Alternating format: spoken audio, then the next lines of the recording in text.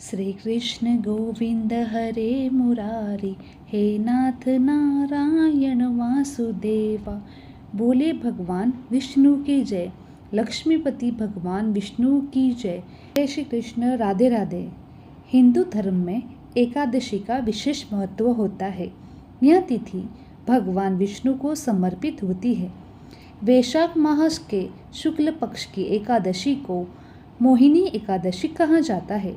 इस दिन भगवान विष्णु के मोहिनी रूप की पूजा की जाती है। इस बार मोहिनी एकादशी 19 मई देववार के दिन है। मान्यता है कि इस दिन व्रत करने से सभी पाप दुख दूर हो जाते हैं। यहाँ तक कि हमारे पुराणों में कहा गया है कि एकादशी की महिमा इतनी बड़ी है कि इस दिन व्रत कथा को सुनने से एवं पाठ करने से हजारों गायों का दान करने के बराबर पुण्य फल की प्राप्ति होती है। प्रिय भक्तों, भगवान विष्णु की कृपा प्राप्त करने के लिए आज हम श्रवण करेंगे मोहिनी एकादशी की बड़ी ही दुर्लभ पावन पौराणिक कथा, जिसे आप सभी भक्तगण बड़ी श्रद्धा तथा प्रसन्नचित मन से पूरा अवश्य सुनेगा। तो आइए भगवान विष्णु एवं माता लक्ष्मी का ध्यान करते हुए कथा का रसपान करते हैं। हमारे हिंदू धर्म में भगवान विष्णु के कई अवतार देखने को मिलते हैं। इन्हीं में से एक है मोहिनी अवतार। भगवान विष्णु जी का यह एकमात्र स्त्री अवतार है। मोहिनी अवतार में उन्हें स्त्री के ऐसे रूप में दिखाया गया है जो किसी को भी मोहित कर ले। उनके मोह में वशीभूत होकर कोई भी सब कुछ भूल सकता है। भगवान विष्णु ने एकादशी पर स्त्री रूप में मोहिनी अवतार धारण किया था। इस दिन यानी भगवान विष्णु के मोहिनी रूप की विधि विधान से पूजा की जाए तो घर या मन में नकारात्मकता दूर होती है, साथ ही सभी मनोकामनाएं भी पूर्ण होती है। धन, यश और वैभव बढ़ता है। घर में सुख शांति बनी रहती है। गंभीर से गंभीर बीमारियां भी ठीक हो जाती हैं। यही मान्यता है कि एकादशी के दिन व्रत करने से बार बार जन्म लेने के चक्र से मुक्ति मिल जाती है। वहीं मोह माया एवं सब बंधनों से मुक्त हो जाता है। तो चलिए हम अब श्रवण करते हैं भगवान विष्णु के मोहिनी अवतार की कथा। पौराणिक कथा के अनुसार भस्मासुर ऐसा दैत्य था जिसको भगवान शिव ने वरदान दिया था कि जिसके शरीर पर वह हाथ रखेगा वह भस्म हो जाएगा। वरदान मिलने के बाद भस्मासुर अपनी शक्ति का गलत प्रयोग करने लगा। वह स्वयं शिवजी को भस्म करने के लिए निकल पड़ा। यहाँ देख भगवान विष्णु ने एक सुंदर स्त्री मोहिनी का रूप धारण किया और भस्मासुर को आकर्षित कर उसे भी नृत्य के लिए प्रेरित किया। भस्मासुर मोहिनी की तरफ नृत्य करने लगा और सही मौका देखकर मोहिनी रूप में भगवान विष्णु जी ने अपने सिर पर हाथ रखा, जिसकी नकल अनुसार भस्मासुर ने भी अपने ऊपर हाथ रखते हुए भस्मासुर अपने ही वरदान से भस्म हो गया। विष्णु पुराण में उल्लेख है कि एक बार विष्णु जी की सलाह पर देवता व दैत्य ने मिलकर समुद्र मंथन का निर्माण किया। मंथन के दौरान समुद्र से 14 रत्न प्रकट हुए, जैसे कि लक्ष्मी जी, कौस्तुभमणि, कल्पवृक्ष, मदिरा, अमृत, कलश, भगवान धन्वंतरी, अप्सरा, उच्च सवा नामक घोड़ा, विष्णु जी का धनुष्य, शंख, कामधेनु, चंद्रमा, रावत, हाथी इत्यादि शामिल थे। मंथन के दौरान जैसे ही भगवान धन्वंतरी अमृत कलश लेकर प्रकट हुए, वैसे ही देवताओं और दैत्यों में उसे प्राप्त करने की इच्छा प्रकट हुई।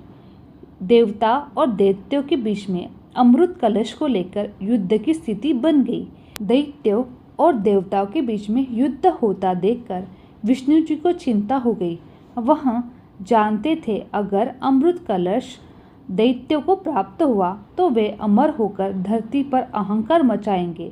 इसलिए भगवान विष्णु ने मोहिनी रूप धारण करके समुद्र से प्रकट हुए, जिससे देखकर दैत्य उनकी तरफ मोहित हो गए। बड़े बड़े नैन, कोमल अंग, रत्न जड़ित स्वर्ण मंडित आभूषण, विलक्षण परिधान धारण किए हुए मोहिनी रूप ने सभी दैत्यों का मन मोह लिया। जिसके बाद दैत्यों ने मोहिनी के हाथ से अमृत पान की इच्छा जाहिर की। भगवान विष्णु मोहिनी ने दैत्यों की बात मान ली। मोहिनी ने सबसे पहले देवों को अमृतपान कराना शुरू किया। इसी बीच एक चतुर दैत्य मोहिनी की चाल जान गया। वह चुपचाप देवों का रूप धारण कर देवताओं के बीच में जाकर बैठ गया। उसी समय मोहिनी अवतार धारण किए हुए भगवान विष्णु दैत्य को पहचान गए और अपने सुदर्शन चक्र से उसका शीश अलग कर दिया। लेकिन तब तक अमृत की कुछ बूंदें दैत्य के गले के नीचे उतर चुकी थी, जिससे वह अमर हो गया। राहु के नाम से उसका सर और केतु के नाम से उसका धड़ प्रसिद्ध हुआ। तो फिर इसके दूसरे दिन यानी द्वादशी तिथि को भगवान विष्णु ने उस अमृत की रक्षा के लिए मोहिनी रूप धारण किया। त्रयोदशी को भगवान विष्णु ने सभी देवताओं को अमृत पान कराया। इसके बाद चतुर्दशी तिथि को देव विरोधी दैत्यों का संहार किया और पूर्णिमा के दिन समस्त देवों को और उनका साम्राज्य मिल गया।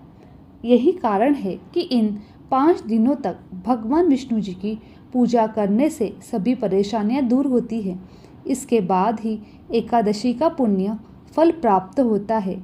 तो प्रिय भक्तगणों, यह थी मोहिनी अवतार की कथा। अब आइए मोहिनी एकादशी व्रत कथा श्रवण करते हैं। एक दिन धर्मराज युधिष्ठिर ने भगवान श्री कृष्ण से पूछा, हे केशव, वैशाख शुक्ल एकादशी को किस नाम से जाना जाता है? उसकी कथा क्या है? पूजा विधि क्या है? इसे विस्तार से समझाइए। इस पर वासुदेव श्री कृष्ण ने युधिष्ठिर से कहा, मैं आपको वह कथा सुनाता हूँ। इसे महर्षि वशिष्ठ जी ने श्री रामचंद्र जी से कही थी। एक समय श्री राम बोले कि गुरुदेव, कोई ऐसा व्रत बताइए जिससे समस्त पाप और दुख का नाश हो जाए। मैंने सीता जी के वियोग में बहुत दुख भोगे हैं। महर्षि वशिष्ठ बोले, हे राम, आपने बहुत सुंदर प्रश्न किया है। आपकी बुद्धि अत्यंत शुद्ध तथा पवित्र है। यद्यपि आपका नाम स्मरण करने से मनुष्य पवित्र और शुद्ध हो जाता है, तो भी लोकहित में यह प्रश्न अच्छा है। वैशाख मास में जो एकादशी आती है उसका नाम मोहिनी एकादशी है। इसका व्रत करने से मनुष्य सब पापों तथा दुखों से छुटकर मोह जाल से मुक्त हो जाता है। मैं इसकी कथा कहता हूँ, ध्यानपूर्वक सुनो। सरस्वती नदी के तट पर भद्रावती नाम की एक नगरी में द्युतिमान नामक चंद्रवंशी राजा राज करता था। वहाँ धन धान्य से संपन्न और पुण्यवान धनपाल नामक वैश्य भी रहा करता था। वह अत्यंत धर्मालु और विष्णु भक्त था। उसने नगर में अनेक भोजनालय, प्याऊ, कुएं, सरोवर, धर्मशाला यदि बनवाए थे। सड़कों पर आम, जामुन, नीम आदि के अनेक वृक्ष भी लगवाए थे। उसके 5 पुत्र थे, सुमना, सद्बुद्धि, मेधावी, सुकृति और दुष्ट बुद्धि। इनमें से 5वां पुत्र दुष्ट बुद्धि महापापी था। वह पितर आदि को नहीं मानता था। वह वैश्या दुराचारी मनुष्यों की संगति में रहकर जुआ खेलता और पर स्त्री के साथ भोग विलास करता तथा मद्य मांस का सेवन करता। इसी प्रकार से अनेक कुकर्मों में वह पिता के धन को नष्ट करता रहा। इन्हीं कारणों से त्रस्त होकर पिता ने उसे घर से निकाल दिया था। घर से बाहर निकलने के बाद वह अपने गहने कपड़े बेचकर अपना निर्वाह करने लगा। जब सब कुछ नष्ट हो गया तो वैश्या और दुराचारी साथियों ने उसका साथ छोड़ दिया। अब वह भूख प्यास से अति दुखी रहने लगा। कोई सहारा न देख चोरी करना सीख गया। एक बार वह पकड़ा गया तो वैश्य का पुत्र जानकर चेतावनी देकर छोड़ दिया गया, मगर दूसरी बार भी पकड़ में आ गया। राजाज्ञा से इस बार उसे कारागार में डाल दिया गया। कारागार में उसे अत्यंत दुख दिए गए। बाद में राजा ने उसे नगरी से निकल जाने के लिए कहा। वह नगरी से निकलकर वन में चला गया। वहाँ वन्य पशु पक्षियों को मारकर खाने लगा। कुछ समय पश्चात वह बहेलिया बन गया और धनुष्य बाण लेकर पशु पक्षियों को मारकर खाने लगा। एक दिन भूख प्यास से व्यथित होकर वह खाने की तलाश में घूमता हुआ कौंडिल्य ऋषि के आश्रम में जा पहुंचा। उस समय वैशाख मास था और ऋषि गंगा स्नान कर आ रहे थे। उनके भीगे वस्त्रों के छींटे उस पर पड़ने से उसे कुछ सुबुद्धि प्राप्त हुई। वह कौंडिल्य मुनि से हाथ जोड़कर कहने लगा, हे मुनि, मैंने जीवन में बहुत पाप किए हैं। आप इन पापों से छूटने का कोई साधारण बिना धन का उपाय बताइए। उसके दीन वचन सुनकर मुनि ने प्रसन्न होकर कहा, तुम वैशाख शुक्ल की मोहिनी नामक एकादशी का व्रत करो, इससे समस्त पाप नष्ट हो जाएंगे। मुनि के वचन सुनकर वह अत्यंत प्रसन्न हुआ और उनके द्वारा बताई गई विधि के अनुसार व्रत किया। हे राम, इस व्रत के प्रभाव से उसके सब पाप नष्ट हो गए और अंत में वह गरुड़ पर बैठकर विष्णु लोक को गया।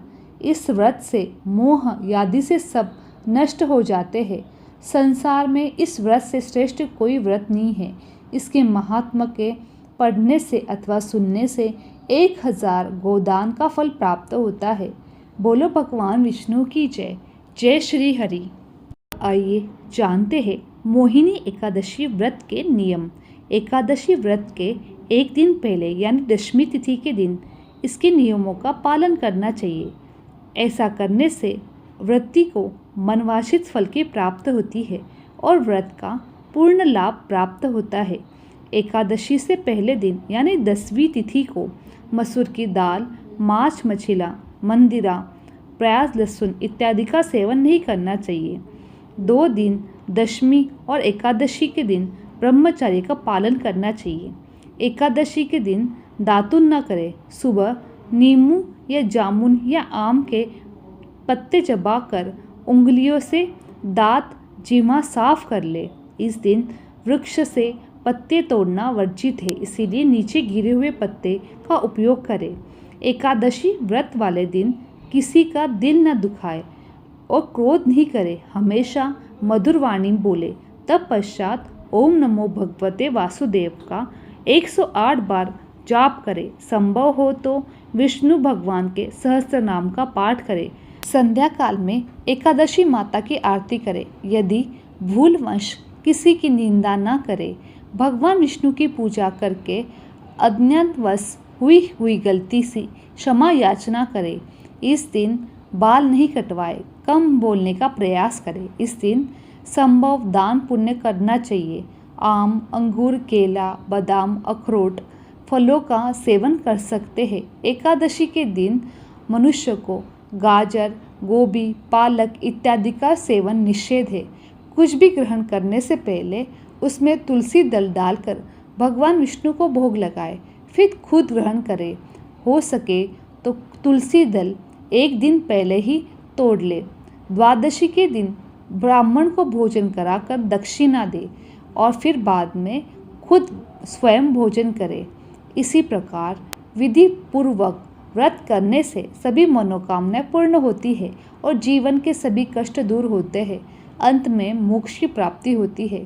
स्नान करने के बाद स्वच्छ वस्त्र धारण कर संकल्प ले। पुनः अपने घर में मंदिर की पूर्व दिशा की ओर मुख करके बैठे और अपने सामने एक लकड़ी की चौकी रखे। अब इस चौकी पर गंगाजल छिड़ककर उसे शुद्ध कर ले। उस पर एक पीला कपड़ा बिछा दे और अब चौकी पर भगवान विष्णु की मूर्ति या फोटो प्रतिमा स्थापित करे। अब भगवान के सामने गाय का घी का दीपक जलाए। भगवान विष्णु को फूल, मौसमी फल, नारियल, मेवे चढ़ाए। भगवान विष्णु की पूजा में तुलसी का बड़ा महत्व होता है। पूजा में तुलसी के पत्ते का प्रयोग अवश्य लाए। अब भगवान को धूप दिखाए और हरि विष्णु की आरती उतारे। व्रत के दिन मोहिनी एकादशी कथा का श्रवण या पाठ करें। पूजा करें। पूजा समाप्त होने के बाद पूजा में चढ़ाए गए फल प्रसाद रूप में खुद ग्रहण करें। बोले भगवान विष्णु की जय। प्रिय भक्तगणों, उम्मीद करती हूँ आज की यह एकादशी व्रत की कथा आपको बहुत पसंद आई होगी। अगर आपको हमारी यह कथा पसंद आई हो तो हमारे चैनल को सब्सक्राइब करें, वीडियो को लाइक करें और कमेंट में जय श्री कृष्ण ज़रूर लिखेगा। आपका जीवन मंगलमय और खुशियों से परिपूर्ण रहे, इसी कामना के साथ आपसे विदा लेते हैं। मिलते हैं नेक्स्ट वीडियो में। तब तक के लिए नमस्कार।